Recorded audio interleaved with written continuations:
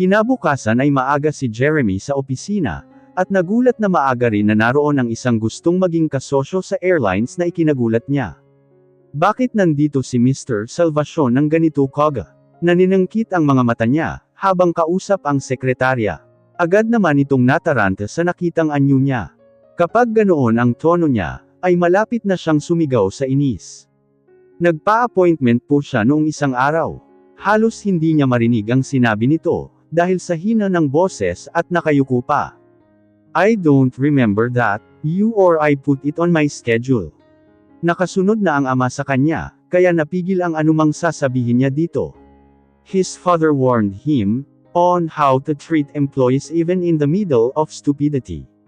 Isang marahas na buntong hininga ang pinakawalan niya, bago pumasok at hinarap si Mr. Salvacion, dahil wala na siyang choice. Halos kalahating oras lang niya itong kinausap, at sinabing siya na ang pupunta sa opisina nito sa susunod na meeting. Wala pa siya sa mood, dahil naubos ang oras niya kakaisip kay Anika, matapos niya itong puntahan sa isang motel sa Pasay.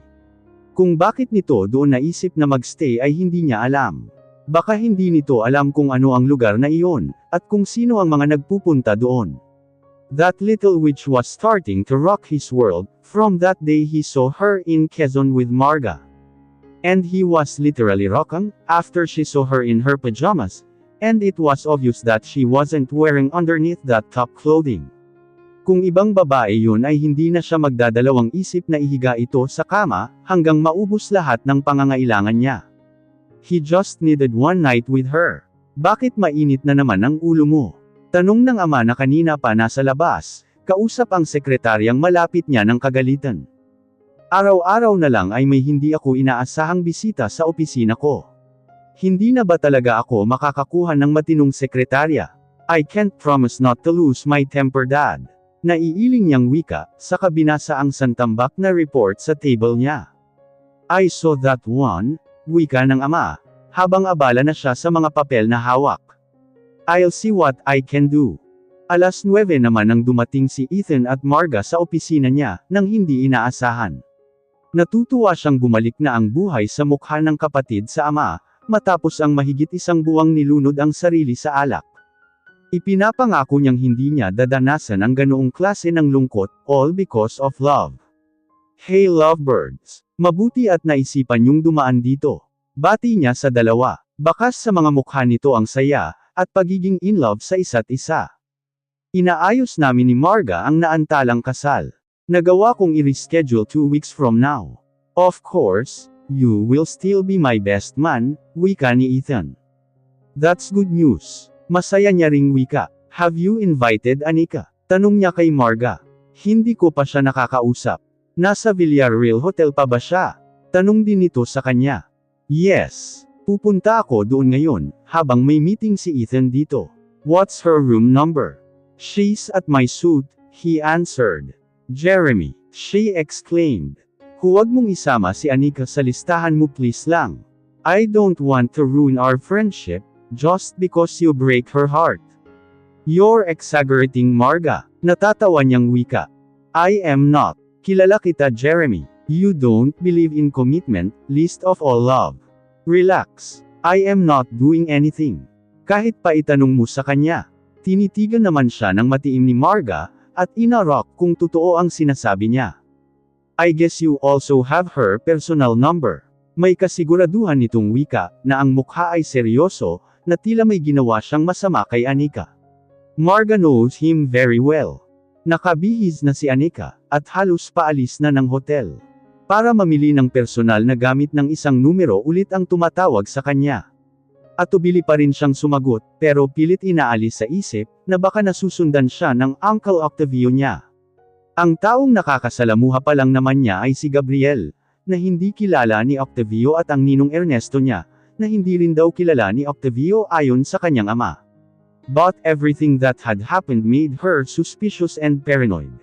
Kahit ang anxiety attack niya ay mas madalas ngayon. Matapos hindi masagot ang tawag, ay si Jeremy ang sumunod na nag-register sa screen. Alam niyang hindi rin ito titigil, hanggat hindi siya nakakausap. Kapag hindi niya sinagot, ay alam niyang pupuntahan pa siya ng manager ng hotel. Marga was calling a while ago. Nasa hotel ka pa ba? Tanong nito, hindi pa man niya nababanggit ang salitang, hello. Hindi ko nasagot agad, pagdadahilan niya.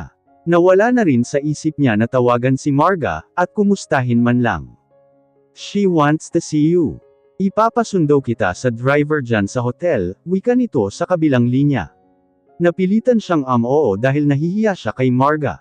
Pagkatapos niyang makausap si Jeremy, ay si Benedict naman ang tumatawag sa kanya.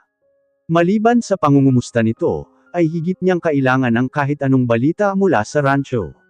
Ipinapanalangin lang niyang sana'y hindi ito madamay sa gulo ng buhay niya, sa kamay ng Uncle Octavio niya. Ipinapahanap ka ng uncle mo, bungad nito sa kanya, at agad siyang nanlumo. Hindi niya alam kung hanggang saan ang koneksyon ni Octavio, at kahit malayo siya'y binabalot pa rin siya ng pangamba. Sumama ka na sa akin sa Palawan, Carlin. Hindi ka niya masusundan doon. Hindi ko gustong madamay ka pa, Benedict. Okay na ako sa kinalalagyan ko ngayon. Pero nag-aalala ako sa'yo. Maayos ang kalagayan ko, huwag mo akong alalahanin. Kailangan kong malaman ang mga galaw ni Uncle Octavio, kaya't mahalaga na nakakapunta ka pa rin sa rancho. Tatawagan kita palagi, paniniguro nito, lagi kong kasama si Arlene ngayon, mula nang mamatay ang mama nyo. Sa tingin ko'y hindi pa rin niya natatanggap na wala na si Auntie Diana. Because she was her real mother too, saad niya sa sarili. Hindi niya gustong isipin na may kinalaman si Arlene sa pagbabaril sa sasakyan ng ama, dahil alam nitong naroon din ang tunay na ina nito. Diana and Arlene had a closer attachment with each other, compared to her and Diana. Ikaw na muna ang baalang umalalay kay Arlene, Benedict. Malaking bagay ang presensya mo, para makarecover siya kaagad. Matapos makipag-usap kay Benedict, ay kinatok na siya ng manager ng hotel, at sinabing nasa ibaba na ang driver na maghahatid sa kanya, kung nasaan si Marga. Halos 20 minutos lang ang layo mula sa hotel, papuntang Villarreal Corporation. Isang compound ang pinasuka ng sasakyan. At huminto ito sa main entrance ng building, na tila din isang hotel kung titingnan. Sabihin niyo lang po ang pangalan niyo sa receptionist, at ihahatid kayo sa opisina ni Sir Jeremy, wika ng driver. Nagpasalamat naman siya dito, bago bumaba at tumuloy sa lobby ng building. Isang receptionist nga ang sumama sa kanya, hanggang marating nila ang opisina ni Jeremy. Naroon si Ethan at Marga na masayang nagtatawanan. Mabilis siyang bumati sa mga ito. Anika, masiglang salubong ni Marga sa kanya, at bumeso bago siya hinhila sa tapat ng kinauupuan nito. I'm glad to see you again. At masaya akong maayos na ang kalagayan mo. Hindi ka na ba sinasakitan ng ulo? Naalala mo na ang lahat? Sunod-sunod niyang tanong. Yes. Thanks to you and Gabriel and Tatang, sagot nito. Matutuloy ang kasal namin in 2 weeks. I want you to be there. Gusto ko ring imbitahan si Gabriel at si Tatang kung pwede. Masusundo sila ng chopper, at maibabalik din doon ng mabilis. Kakausapin ko si Gabriel. Pero si Tatang ay hindi mo mapapalabas sa gubat na iyon, nakangiti niyang wika. May lakad ka ba ngayon? May mga meeting si Ethan ngayong umaga. I need a company, wika nito. Can we sip some coffee? Sige, pagpapaunlak niya. Anumang lakad niya ngayon ay pwede naman niyang ipagpabukas. Nagpaalam si Marga sa dalawang lalaki, at siya naman ay ngumiti lang sa dalawa. Pagkatapos ay dinala siya ni Marga sa isang sikat na coffee shop, nakatapat lang ng building ng Villarreal Corporation. So, what's your plan? Tanong ni Marga sa kanya, matapos nitong umorder ng espresso coffee, para sa kanilang dalawa. Maghahanap ng apartment, at maghahanap ng trabaho, sagot niya. Paalis na ako kanina nang tumawag ka, hindi ko lang nasagot agad. Pero sinagot mo ang tawag ni Jeremy, simpleng wika nito. Sabi niya sa unit niya ikaw tumutuloy ngayon. Doon niya ako hinatid noong unang gabi ng pag-uwi mo sa inyo. Umalis din ako kahapon ng umaga, dahil may nilakad akong importante sa Quezon. Pagkatapos ay sa isang maliit na hotel ako nag-check-in, pero nagpilit siyang ibalik ako doon, paliwanag niya. I saw how he looked at you a while ago. Isang iling ang ginawa niya, para pasinungalingan ito. At para sunduin ka kung saan ka tumuloy kagabi, para ibalik sa suit niya, something must be going on. Walang ibig sabihin yun, Marga, natatawa niyang wika. The last thing she needed right now is to associate herself with a man. Hindi yun ang ipinunta niya sa Maynila. Jeremy is a certified bachelor, who doesn't believe in commitment, Anika. Alam ko. Paano mong nalaman? Batay lang sa pag-uusap namin. Huwag kang mag-alala, wala naman talaga siyang ibang ipinapakitang kakaiba. Lahat ng yun ay ginagawa niya bilang pagtanaw ng utang na loob, dahil sa pagliligtas namin sa'yo. Iyon ang sabi niya. Hindi pa rin ito naniniwala. Oo, kaya wala kang dapat ipangamba. Kung wala ka pang matutuluyan, ay pwede ka sa kondo ni Ethan. Malapit lang yun dito. I want you to stay away from Jeremy. Hindi na kailangan, Marga. Pagtanggi niya, hindi rin ako magtatagal sa unit ni Jeremy, dahil hahanap na talaga ako ng apartment. Tinitigan siya nito bago ito nakumbinsi, na huwag na lang siyang lumipat. So, ano ang feeling pag ikakasal na in 2 weeks? Pagliban niya ng usapan. Masaya, excited, kinakabahan. Mixed emotions actually. May mga panahong natatakot ako, na baka maulit muli ang pagkidnap sa akin, nakaka-trauma din pala. Buti na lang at hindi ako hinihiwalayan ni Ethan, sa bahay na rin siya natutulog. Pumayag ang mommy at daddy mo. Manghang tanong niya, ni minsan ay hindi siya pinatulog si Jude sa bahay nila. Kung sa bagay ay ikakasal naman na ang dalawa. Yes, matagal nang magkaibigan ang mga pamilya namin, and my parents trust him, wika nito. Nagsimula itong magkwento sa mga pinagdaanan nila, bago sila naging magkasintahan. Hindi siya makapaniwala na ang mapagmahal na Ethan ngayon, ay dating isang masungit at laging umiiwas noon kay Marga. Just because of one kiss ha. Sabay silang nagtawanan.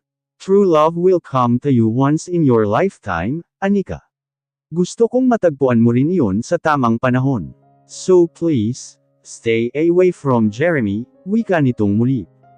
What if he also need just one kiss to fall in love? Biro niya dito. Oh no, Jeremy is far from Ethan in so many ways. Subukan mong halikan si Jeremy ay sa kama niya ang bagsak mo. The next day, he won't even see you anymore. Paniniguro nito, huwag kang mag-alala, hindi ko rin naman kaya ang ginawa mo, na i-dare ang isang lalaki sa isang halik para makuha ang atensyon niya. Muli silang nagtawanan. Gagawin mo ang lahat sa ngalan ng pag-ibig, Anika, huling wika nito sa kanya, bago sila bumalik sa opisina ni Jeremy.